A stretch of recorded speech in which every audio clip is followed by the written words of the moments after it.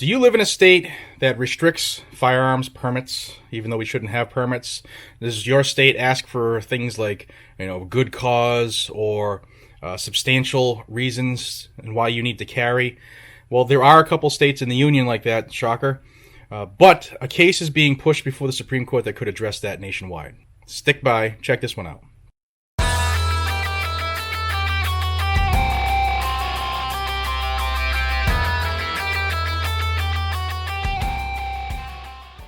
Hey everybody, welcome back to Guns and Gadgets, your source for Second Amendment news. Bright sunny day, I'm trying to soak in, get some vitamin D here while in my chair still. But about to go run some errands and I wanted to get this video up real quick. A Maryland case is going up for a writ of certiorari for the Supreme Court, and this is looking to address exactly what I said in the open. Can states demand you to show a reason on why you need to carry? It's supposed to be our rights, our inalienable, constitutionally recognized and guaranteed right. The government doesn't give them to us. However, in some states, we all know it's wrong, but they do make you do all kinds of dog and pony shows and dances and jump through hoops to get that right. Now, this case, if the Supreme Court takes it up and they decide to rule on it and they rule accordingly, there's a lot of wiggle room there, guys and gals. It doesn't mean it's going to happen. But if they do it, this could be the case that defines the parameters of bearing arms outside the home, okay? We all know the major landmark cases, McDonald and Heller. And hopefully soon we'll find out about Warman v. Healy, because that could be a huge case. That link is floating above me. Check that video out. It's a case here out of Massachusetts that could lay the smack down nationwide. This could be the next big case. Fingers crossed.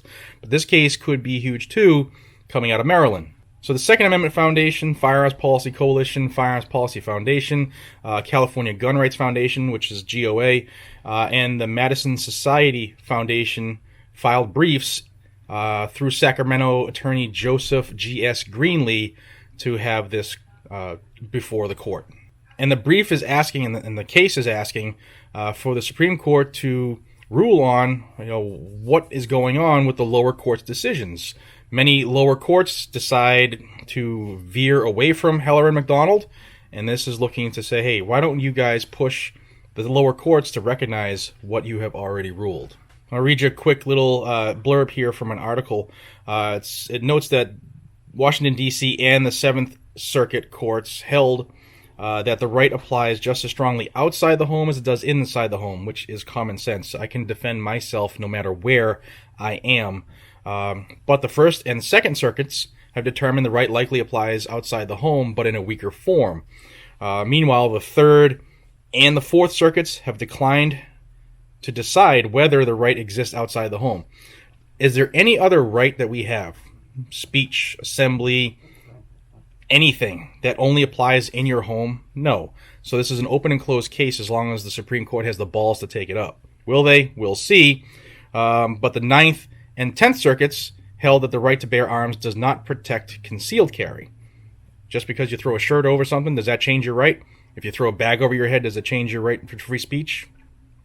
Doesn't make any sense, but that's what the lower courts have done for the last 20 to 30 years, is slowly chip away at the Second Amendment. Now, the case is Malpaso v.